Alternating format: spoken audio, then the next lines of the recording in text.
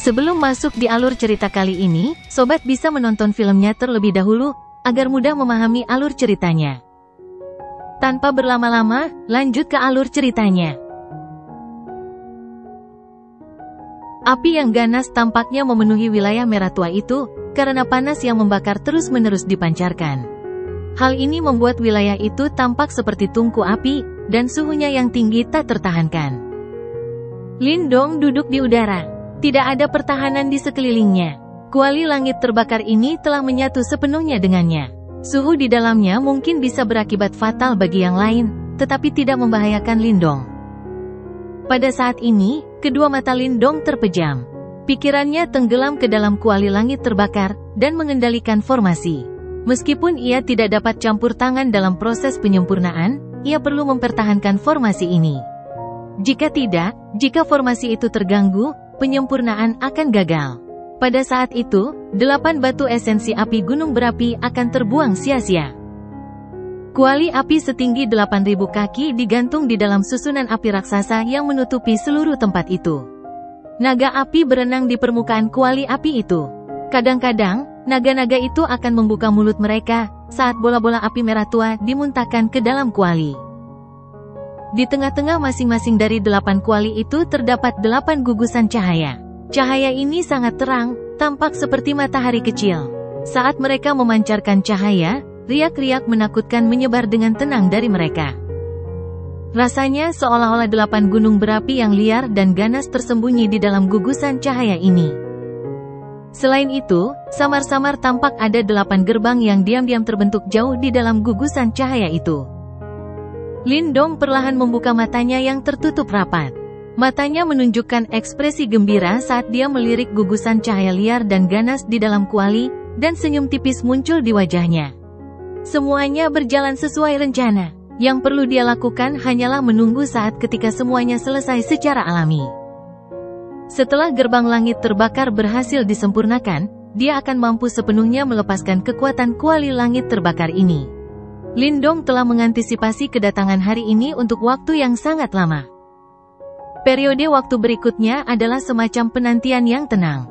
Dalam sekejap mata, 8 hari telah berlalu. Selama 8 hari ini, wilayah di dalam kuali langit terbakar semakin liar dan ganas dari hari ke hari. Hujan api berkobar di wilayah tersebut.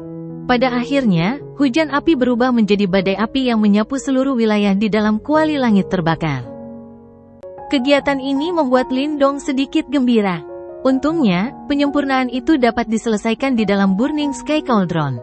Jika ini dilakukan di dunia luar, dia pasti akan menarik perhatian banyak ahli. Pada saat itu, banyak orang juga akan mengintip situasi itu. Masalah yang akan ditimbulkannya akan membuat Lindong sangat pusing. Kuali api dalam susunan besar itu berangsur-angsur menjadi tidak stabil karena wilayah itu menjadi semakin liar dan ganas. Pintu-pintu yang awalnya tidak jelas dalam gugusan cahaya itu mulai menjadi lebih jelas. Fluktuasi yang mengerikan diam-diam menyebar dari dalam. Dalam menghadapi fluktuasi itu, bahkan ruang di sekitar kuali api menjadi sedikit terdistorsi. Formasi itu mulai bergetar hebat mengikuti ketidakstabilan kuali api yang semakin besar. Ekspresi Lindong juga menjadi jauh lebih serius saat dia merasakan perubahan dalam formasi itu. Saat ini, formasi itu sudah 70 hingga 80% selesai. Jika dia gagal saat ini, kemungkinan besar dia akan merasa sangat tertekan meskipun karakternya seperti itu. Jari-jari panjang Lindong saling bersilangan. Segel tangannya diam-diam berubah saat ini, sementara pikirannya terus menekan kekacauan di dalam formasi besar itu. Upayanya jelas membuahkan hasil. Sesaat kemudian, formasi yang awalnya berfluktuasi menjadi jauh lebih tenang. Namun, pikiran Lindong tidak tenang karenanya. Kedua matanya terasa panas membara saat ia menatap bagian tengah kuali. Api membubung di tempat itu, dan 8 gerbang merah tua terlihat sebagian. Panas yang membakar keluar dari mata hitam pekat Lindong. Segera, dia menggigit ujung lidahnya, dan 8 suap darah esensi dengan kekuatan Yuan terkonsentrasi dimuntahkan. Wajah Lindong langsung memucat saat 8 suapan darah esensi dimuntahkan. Namun, pikirannya sangat bersemangat. Dengan jentikan jarinya, 8 gugusan darah esensi berubah menjadi anak panah yang melesat ke dalam kuali api. Akhirnya, mereka memasuki gerbang merah tua yang telah terbentuk. Setelah darah esensi yang cemerlang memasuki gerbang merah tua itu, gerbang yang awalnya agak tidak stabil itu mulai bergetar hebat pada saat ini. Gelombang demi gelombang cahaya merah tua yang sangat ganas dipancarkan. Akhirnya, mereka menghantam kuali api dengan suara keras. Mata Lindong tampak serius. Dia mengendalikan formasi dengan sekuat tenaga. Dia tahu bahwa ini adalah tahap yang paling penting. Jika dia tidak dapat meninggalkan jejaknya di gerbang langit terbakar, dia tidak akan dapat mengendalikan mereka. Dengan cara ini, semua kerja kerasnya akan sia-sia. Bagaimanapun, terlepas dari seberapa kuat mereka, apa gunanya mereka jika mereka tidak mematuhi kendalinya? Aku harus berhasil, Lindong bergumam pada dirinya sendiri. Tangannya tanpa sadar mengencang, dan sedikit keringat mengalir keluar dari telapak tangannya. Suara gemuruh terus terdengar dari 8 kuali api. Suara gemuruh itu seakan menghantam jantung Lindong, menyebabkan sudut matanya berdenyut tanpa sadar. Kekuatan liar dan dahsyat lainnya tiba-tiba menghantam kuali api dengan keras. Setelah itu, pupil mata Lindong mengecil, saat ia melihat retakan muncul di kuali api. Kuali api itu tidak mampu menahan pertumbuhan gerbang di dalamnya. Wajah Lindong tampak muram. Dengan sebuah pikiran, cahaya merah menyala keluar dari dalam formasi. Setelah itu, cahaya itu melilit 8 kuali api, dan terus menstabilkannya dalam upaya untuk mencegahnya meledak. Kuali api itu mulai membengkak dengan kecepatan yang mengejutkan di bawah kendali Lindong. Dalam waktu beberapa tarikan napas, 8 kuali api itu telah membengkak hingga 2 kali lipat ukurannya. Dari kejauhan, mereka tampak seperti 8 kuali api besar setinggi 10.000 kaki yang mengambang di langit, sebuah pemandangan yang sangat menakjubkan. Saat kuali membesar, guncangannya pun mulai melemah. Cahaya merah menyala berkumpul dengan cepat di dalam kuali, sementara bentuk gerbangnya semakin jelas. Terlebih lagi, sebuah koneksi samar mulai muncul dalam pikiran Lindong saat gerbang merah tua itu menjadi lebih jelas. Sumber koneksi itu adalah 8 gerbang langit terbakar yang belum sepenuhnya terbentuk dengan kuali. Kemunculan hubungan ini membuat mata Lindong berbinar gembira. Dia mengerti bahwa dia sudah berhasil menyelesaikan langkah ini. Suara gemuruh seperti guntur tiba-tiba meledak di langit. Cahaya di dalam 8 kuali api itu menjadi terang benderang sampai-sampai mata telanjang tidak dapat melihatnya secara langsung.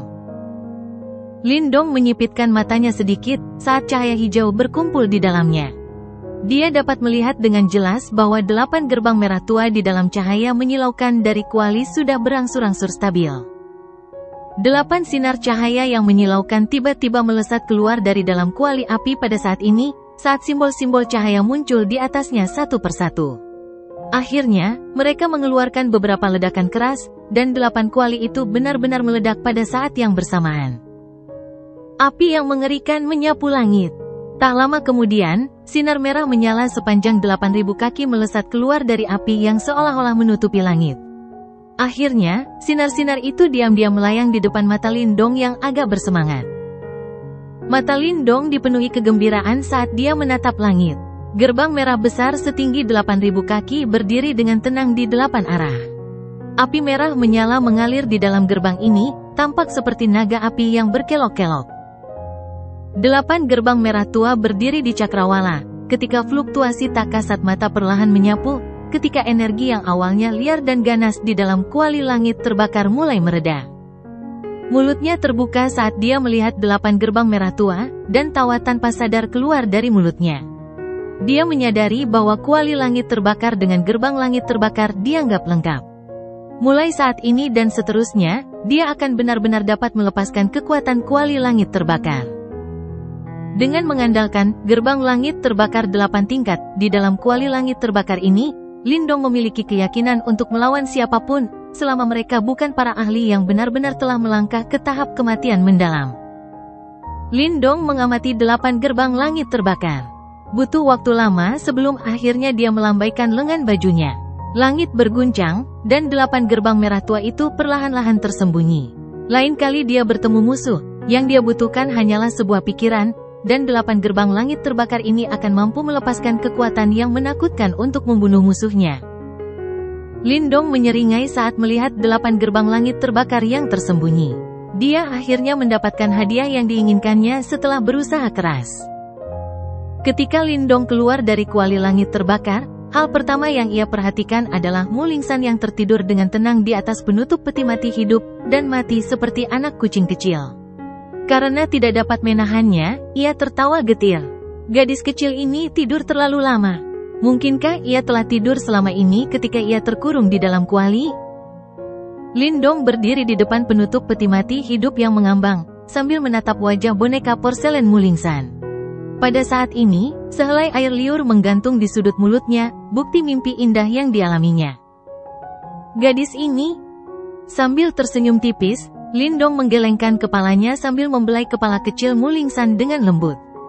Saat telapak tangannya menyentuhnya, pupil matanya tiba-tiba mengecil. Simbol leluhur pemakan di dalam tubuhnya tiba-tiba mulai bergetar saat ini. Apa yang sedang terjadi? Lindong mengerutkan bibirnya, ekspresinya mulai berubah-ubah tidak teratur. Mengapa simbol leluhur pemakan di dalam dirinya memiliki respons yang aneh terhadap Mulingsan? Yan melayang keluar di samping Lindong, dan menatap Mulingsan yang sedang tidur nyenyak sambil mengerutkan kening. Setelah ragu-ragu sejenak, dia tiba-tiba melambaikan tangannya saat seberkas cahaya kecil melesat keluar, sebelum menyinari tubuh Mulingsan. Di bawah cahaya yang menyilaukan, cahaya terang tiba-tiba melayang keluar dari tubuh Mulingsan, sebelum berubah menjadi seekor paus mini. Paus itu tampak hitam dan putih, mirip dengan perpaduan yin dan yang. Pada saat yang sama, fluktuasi kuno dan aneh terus-menerus dipancarkan darinya. Ini adalah roh iblis Lingsan. Lindong sedikit terkejut saat dia menatap paus kecil yang tertidur pulas. Ya. Yan menganggukkan kepalanya dan bergumam, tubuh ini memang milik klan paus bijak abadi, namun, fluktuasi ini tampak agak aneh. Itu bukan hanya milik paus bijak abadi. Mendengar gumaman Yan, Lindong tidak bisa menahan diri untuk tidak mengangkat bahunya, sepertinya gadis ini tidak sesederhana itu. Bahkan kamu tidak dapat memahami seluk-beluk batinnya. Pada titik ini, mata Lindong tiba-tiba berkedip saat dia bertanya, mungkinkah Lingsan adalah seorang reinkarnasi? Fluktuasi ini lebih aneh daripada yang dialami oleh seorang reinkarnator, jawab Yan. Lindong tertegun. Tak lama kemudian, dia menggelengkan kepalanya karena tak berdaya. Dia tidak berencana untuk bertanya kepada Mulingsan tentang hal itu, dan mungkin saja dia bahkan tidak tahu tentang keanehannya. Bahkan jika dia tahu, setiap orang punya rahasia masing-masing, dan tidak pantas baginya untuk bertanya terlalu banyak. Lupakan saja, kamu bisa menyelidikinya di masa depan. Mendengar perkataan Lindong, Yan juga merasa tidak berdaya dan menganggukkan kepalanya. Dia mungkin agak tidak menyerah. Dengan pengetahuan dan pengalamannya, tidak ada yang belum pernah dia lihat di dunia ini. Namun, dia agak bingung karena gadis di depannya ini. Sosok Yan berubah menjadi kilatan cahaya, dan melesat ke tubuh Lindong sekali lagi. Kemudian, Lindong menarik telapak tangannya dari kepala Mulingsan, sebelum terbatuk kering. Oh, saudara Lindong, apakah latihanmu sudah selesai? Saat batuknya yang kering terdengar, akhirnya terdengar respons dari Mulingsan yang tertidur lelap. Dalam sekejap, dia buru-buru membuka matanya yang besar dan bening seperti batu permata. Wajahnya merah seperti buah bit saat dia berkata dengan malu, sepertinya, aku tertidur tanpa menyadarinya. Lindong terkekeh dan menjawab, ayo jalan-jalan. Mendengar bahwa dia bisa keluar, kepangan tanduk domba Mulingsan bergoyang karena kegembiraan. Mungkin karena memintanya untuk patuh tinggal di kamar dan menjaga Lindong telah membuatnya merasa terkekang dan tersiksa. Sambil tertawa, Lindong mengusap-usap tanduk dombanya seperti kepang, sebelum menyimpan kuali langit terbakar di dalam tubuhnya. Berbalik, dia menuntun Mulingsan keluar dari ruangan. Selama beberapa hari Lindong menjalani kultivasi tertutup, jumlah orang di kota pedagang langit meningkat dengan kecepatan yang mengerikan. Banyak ahli telah berkumpul dari wilayah laut tetangga.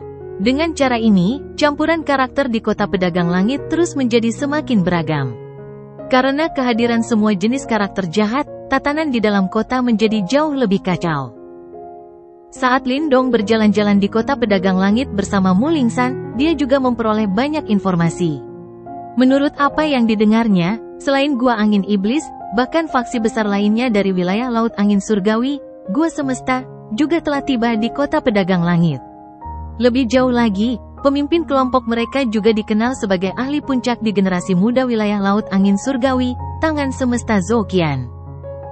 Selain Gua Angin Iblis dan Gua Semesta, ada Sekte Iblis Ilusi dari Laut Iblis Ilusi, Sekolah Tablet Surgawi dari Laut Suan Utara, dan berbagai lainnya. Semua faksi ini adalah eksistensi penguasa wilayah mereka di Laut Iblis yang kacau. Namun, semuanya kini telah berkumpul di Kota Pedagang Langit. Dari kelihatannya, masa-masa sulit akan datang bagi Kota Pedagang Langit. Seperti yang diharapkan dari Pengadilan Pedagang Langit, kekuatan penggalangannya sangat mengerikan. Setelah mengetahui situasi ini, Lin Dong tidak dapat menahan diri untuk tidak terdiam. Satu lelang saja mampu menarik perhatian semua kekuatan kelas berat ini. Dari kelihatannya, kualitas lelang yang diselenggarakan oleh Pengadilan Pedagang Langit tampak cukup tinggi. Pada titik ini, harapan tanpa sadar mengalir keluar dari hati Lin Dong. Apakah dia bisa mendapatkan peta laut simbol leluhur kedua dari lelang ini? Masih ada 2 hari sebelum dimulainya lelang. Selama 2 hari ini, suasana di dalam kota Sky Merchant seakan-akan akan meledak. Hari-hari berlalu dalam sekejap mata, saat sinar matahari pertama bersinar di pagi hari, sementara seluruh kota menjadi seperti gunung berapi yang meletus dengan kekuatan penuh. Pada saat ini, seluruh kota benar-benar tenggelam dalam keadaan hiruk-pikuk. Saat Lin Dong dan Mu Lingsan berjalan keluar dari bar, suara mendesing terdengar di seluruh angkasa, saat sosok-sosok melesat ke arah bagian utara kota, bagaikan segerombolan belalang. Lin Dong mengangkat kepalanya dan melihat ke arah susunan raksasa yang menyelimuti seluruh kota. Pada saat ini, cahayanya jauh lebih pekat dari sebelumnya. Fluktuasi tak terbatas samar-samar terlihat saat terpancar keluar darinya. Jelas, Pengadilan Pedagang Langit telah mengaktifkan susunan perlindungan kota. Di bawah intimidasi susunan ini, bahkan ahli tahap kematian mendalam yang sempurna tidak akan berani berperilaku kejam di depan pintu utama Pengadilan Pedagang Langit. Ayo pergi. Lin Dong tersenyum ke arah Mu Lingsan, yang begitu gembira hingga ia melihat ke segala arah dengan marah. Dengan gerakan tubuhnya, ia melesat ke langit, sebelum menuju ke utara.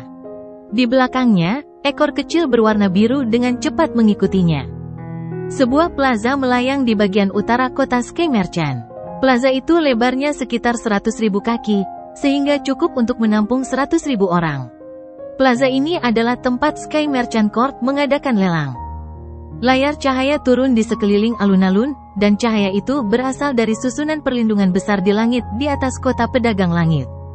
Siapapun yang ingin berpartisipasi dalam pelelangan di dalam alun-alun ini harus memiliki surat undangan yang dikirim oleh Pengadilan Pedagang Langit. Lin Dong berhenti di depan layar cahaya dan membalik telapak tangannya, saat surat undangan berwarna hitam keunguan muncul di tangannya. Menjentikannya ke arah susunan cahaya, surat itu langsung bergetar, menghasilkan retakan, yang dengan cepat ditembakkan oleh Lin Dong dan Mu Lingsan. Saat dia memasuki susunan cahaya, suara gaduh yang memekakkan telinga menyerbu ke arahnya, menyebabkan Lin Dong mengernyitkan alisnya. Sambil mengangkat pandangannya, dia melihat lautan manusia yang membentang hingga ke ujung pandangannya. Dia merasa agak tidak berdaya saat menggelengkan kepalanya. Ini adalah pertama kalinya dia menghadiri pelelangan sebesar itu. Pandangan Lin Dong menyapu seluruh alun-alun yang luas, sebelum dia memimpin Mu Lingsan dan mendarat di suatu tempat di antara kursi-kursi di depan mereka. Saudara Lin Dong, kau memang datang. Tepat saat sosoknya melayang di udara, tawa yang mirip dengan bunyi lonceng tiba-tiba terdengar dari depannya. Saat mengangkat kepalanya, hal pertama yang dilihatnya adalah sosok Tang Dongling yang ramping dan anggun, tersenyum saat menatapnya. Karena aku sudah datang ke Kota Pedagang Langit, bagaimana mungkin aku bisa melewatkan kesempatan besar seperti ini? Lin Dong punya kesan yang cukup baik terhadap Tang Dongling ini, oleh karena itu, dia berhenti dan menjawabnya sambil tersenyum. Tang Dongling menutup mulutnya dan tertawa. Dia sangat cantik. Ditambah dengan statusnya yang tinggi di Pengadilan Pedagang Langit, obrolannya dengan Lin Dong menarik perhatian banyak orang.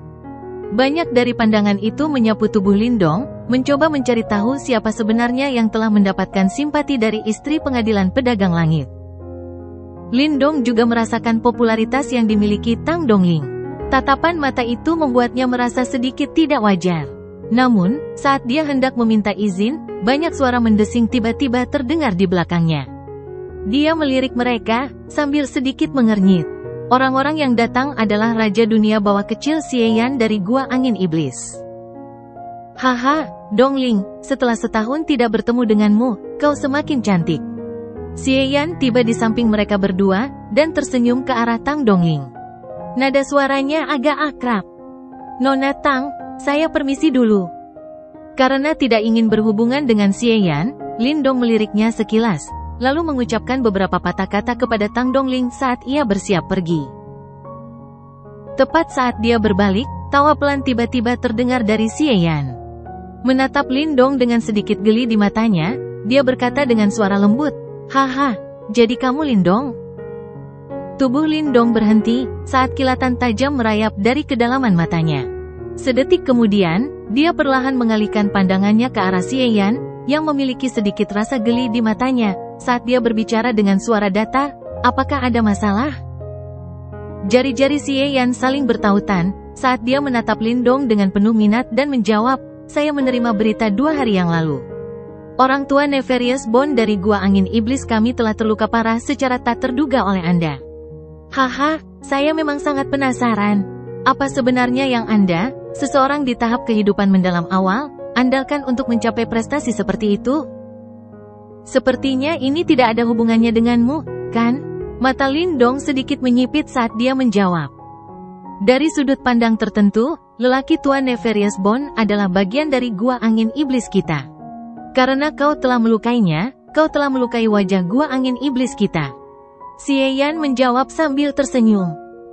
Apakah itu berarti Anda, Tuan, berencana untuk menangkap saya sebagai permintaan maaf kepada hantu tua itu? Lindong bertanya sambil tersenyum. Namun, senyum itu memiliki keganasan yang mirip dengan ujung pisau yang tajam. Kau memang orang yang kurang ajar seperti yang rumor katakan. Namun, jika ada kesempatan, aku akan membawamu kembali ke Nefarious Bone Old Man untuk berurusan denganmu. Xie Yan tersenyum dan menjawab, sambil membelai cincin giok di ibu jarinya. Dia bisa mendengar sedikit permusuhan dari kata-kata Lindong, membuatnya merasa agak tidak senang. Lagi pula, tidak banyak di antara generasi muda yang bisa berbicara kepadanya dengan cara seperti itu. Meskipun dia tidak tahu metode apa yang digunakannya untuk melukai Nefarious Bone Old Man, Xie Yan tidak percaya bahwa itu adalah kekuatannya sendiri. Kemungkinan besar itu karena semacam bantuan eksternal, bersama dengan strategi melawan Nefarious Bone Old Man. Oleh karena itu, menyebabkan dia lengah, dan akhirnya terluka parah. Saya khawatir Anda tidak memiliki kemampuan itu. Lindong menjawab dengan senyum tipis. Begitukah? Xie Yan mengerutkan kening sambil tersenyum lembut. Namun, di balik senyumnya, ada gejolak jahat dan menyeramkan yang membuat jantung seseorang berdebar-debar. Keduanya berhadapan di langit, tak ada yang bersedia mengalah sedikit pun, sementara aliran udara di sekeliling mereka tampaknya diam-diam menjadi agak serius. Tuan Muda Xie, Pengadilan Pedagang Langitku menyelenggarakan lelang di sini hari ini, dan tempat ini tidak cocok untuk berkelahi. Oleh karena itu, aku harap kau akan menghentikan perselisihanmu demi Pengadilan Pedagang Langit kita. Tang Dongling adalah orang yang baik hati. Namun, menanggapi dua orang yang saling berhadapan di langit, alisnya mulai sedikit berkerut saat dia berbicara. Haha, karena Dongling sudah bicara, tentu aku akan menunjukkan rasa hormatku. Xie Yan mencondongkan kepalanya ke samping dan menatap ke arah Tang Dongling, saat senyum lembut muncul di wajah tampannya. Aku datang ke sini untuk mengurus masalah lain. Mengenai dendam antara kau dan lelaki tua Nefarious Bone, dia akan mengurusnya sendiri. Karena itu, jika kau tidak ingin mendapat masalah, lebih baik kau menahan apa yang disebut kesombonganmu di hadapanku. Jika tidak, kau tidak akan menyukai apa yang akan terjadi. Xie Yan mengangkat bahunya ke arah Lindong, memberikan kesan yang riang saat dia melanjutkan, mungkin, kamu merasa kata-kata itu tidak enak didengar. Namun, ada beberapa orang yang tidak bisa kamu ganggu. Ini adalah kebenaran yang tidak bisa diubah. Di dalam laut iblis yang kacau, jika seseorang tidak memiliki dukungan yang cukup, menurutku lebih baik untuk tidak bersikap terlalu sombong. Mata Lindong sedikit mengeras saat dia menatap Xie Yan. Beberapa saat kemudian, dia tersenyum tipis saat menjawab, terima kasih atas pengingatmu. Namun, aku juga akan membalas kata-kata itu kepadamu. Di mataku, apa yang disebut dukunganmu itu tidak terlalu menakutkan. Hal-hal yang telah kulihat juga merupakan sesuatu yang tidak pernah bisa kau bayangkan. Kau sudah mengatakan ini sebelumnya. Ini adalah dendam antara aku dan Nefarious Bond, dan tidak ada hubungannya denganmu. Namun, jika kau ikut campur dalam urusan ini, aku akan dengan senang hati menemanimu. Namun, aku biasanya tidak terkendali dan sama sekali tidak terkendali dalam caraku menangani berbagai hal. Akan ada konsekuensi yang kutakutkan bahkan kau tidak sanggup menanggungnya. Oleh karena itu, sebelum Anda berencana melakukan apapun, izinkan saya memperingatkan Anda untuk berpikir 3 kali sebelum melakukannya. Mendengar kata-kata itu, senyum yang ada di wajah tampan si Ian mulai perlahan memudar sedikit demi sedikit, saat tatapan sinis muncul di kedalaman matanya. Kata-kata Lindong itu sama sekali tidak memberinya sedikit pun wajah. Tang Dongling juga tercengang mendengar kata-kata Lindong, sebelum matanya yang indah berbinar samar. Dia memiliki beberapa informasi tentang Lindong. Karena itu, dia tidak percaya dia berpura-pura dengan mengatakan kata-kata itu. Seseorang yang bisa lolos dengan nyawanya setelah diserang oleh 3 ahli super tahap samsara, memang memiliki kualifikasi untuk mengatakan kata-kata itu kepada si Ian. Senyum di wajah si Ian sudah sepenuhnya menghilang. Namun, tawa yang agak menyeramkan muncul dari mulutnya. 10 jarinya yang terkatup diluruskan, saat dia menganggukkan kepalanya dengan lemah, dan berkata, "Aku akan mengingat kata-katamu. Namun, aku percaya bahwa kata-katamu akan berakhir dengan menghibur dirimu sendiri pada akhirnya." Tepat setelah mengucapkan kata-kata itu, si Ian berbalik dan tersenyum ke arah Tang Dongling, sebelum berbalik untuk pergi. Saat dia melakukannya, aura jahat di sekitar tubuhnya tiba-tiba menjadi jauh lebih tebal, dengan niat dingin yang kini tercampur di dalamnya. Dilihat dari penampilannya, pembicaraan mereka berdua tampak sangat tidak menyenangkan. Apa yang kau lakukan benar-benar telah menyinggung perasaannya. Tang Dongling mengerutkan bibir merahnya, saat dia menatap Lindong dan berkomentar. Saya tidak suka masalah, namun, jika ada orang yang memaksa masuk, saya hanya bisa mengusir mereka. Lindong terkekeh dan menangkupkan tangannya ke arah Tang Dongling. Terima kasih, Nona Tang. Saya akan pergi ke tempat duduk saya terlebih dahulu. Saya yakin lelang hari ini pasti akan sangat spektakuler. Setelah mengucapkan kata-kata itu, dia tidak menunda lagi, dan membawa Mu Lingsan saat mereka turun menuju tempat duduk. Mata cerdas Tang Dongling sedikit berbinar saat dia melihat punggung Lindong. Dari kelihatannya, kemungkinan orang di depannya adalah orang yang sama dengan Lindong dari wilayah Suan Timur seharusnya sekitar 80%, karena karakter dan cara bicara mereka berdua hampir sama. Tidak heran siapa yang berani menantang si Ian. Sepertinya dukungannya juga cukup kuat. Tang Dongling tersenyum tipis, lalu berbalik dan pergi. Orang itu benar-benar menjijikkan. Aku benar-benar ingin membuatnya melayang dengan sebuah pukulan. Setelah mendarat di kursi mereka, Mu Lingsan mengerutkan kening dengan mulut kecilnya. Orang yang sedang dibicarakannya, tentu saja si Ian yang mereka temui sebelumnya. Lindong menganggukkan kepalanya sedikit. Dia bisa melihat bahwa si Ian tampaknya memiliki perasaan khusus terhadap Tang Dongling. Cara dia berbicara di awal itu tidak diragukan lagi merupakan peringatan terhadap Lindong. Namun, menyampaikan hal ini dengan cara seperti itu agak bermasalah, karena dia telah memilih cara yang paling dibenci Lindong, mengancam. Hal ini membuat Lindong, yang biasanya hanya tunduk pada pendekatan lunak, dan menolak pendekatan keras, menjadi sangat tidak bahagia. Lindong melirik si Ian, yang duduk di tempat yang disediakan untuk pelanggan terhormat, sambil menyipitkan matanya. Semoga saja, orang ini tidak akan mencoba menimbulkan masalah tanpa alasan. Jika tidak, terlepas dari status apapun yang dimilikinya di Gua Angin Iblis, jika dia memancing kemarahan Lindong, dia akan langsung membunuh si Ian. Di depan, si Ian tampak agak sensitif terhadap tatapan seperti itu, saat ia melirik dari sudut matanya dan menemukan Lindong di belakang. Mata yang awalnya dipenuhi dengan sedikit kedengkian langsung berubah menjadi lebih gelap dan menyeramkan. Tuan muda Gua, apakah itu Lindong yang dikatakan telah melukai lelaki tua tulang jahat itu? Seorang tetua berpakaian hitam di samping si Ian juga menatap ke arah Lindong dengan matanya yang keruh, dan bertanya. Ya, bocah yang tidak tahu betapa luasnya langit dan bumi.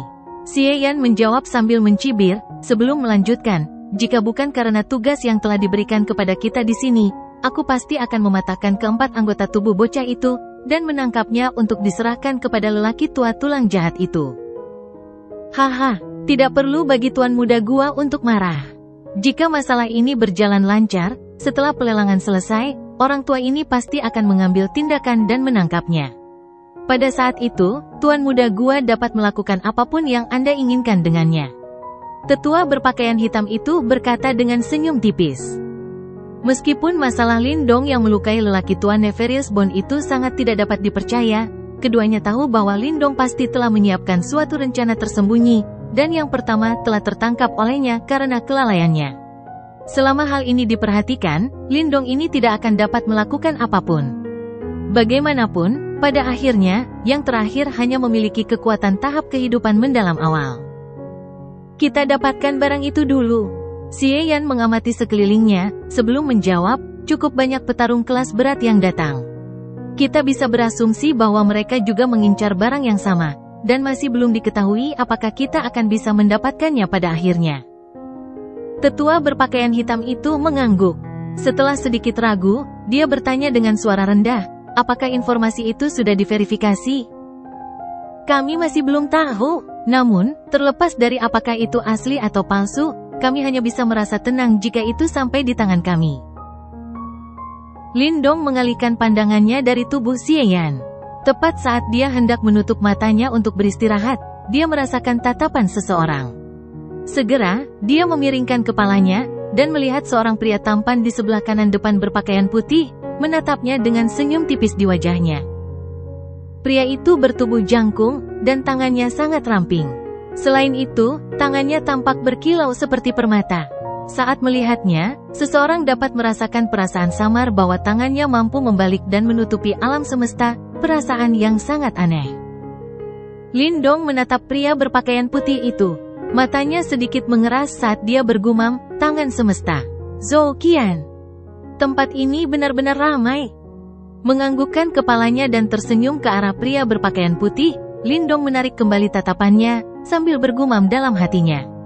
Lelang Sky Merchant Court ini benar-benar tempat di mana banyak ahli berkumpul seperti awan di langit. Sepertinya memang akan ada pertunjukan yang bagus untuk ditonton di lelang ini. Saat pikiran ini terlintas di benak Lindong, suara lonceng yang jelas terdengar dari tengah alun-alun lelang yang luas. Pada saat berikutnya, sosok cantik berpakaian merah tiba. Itu adalah Tang Dongling. Lindong memperhatikan wanita berbaju merah itu mendarat di peron, dan sedikit menegakkan tubuhnya. Dia tahu bahwa pelelangan akhirnya akan segera dimulai.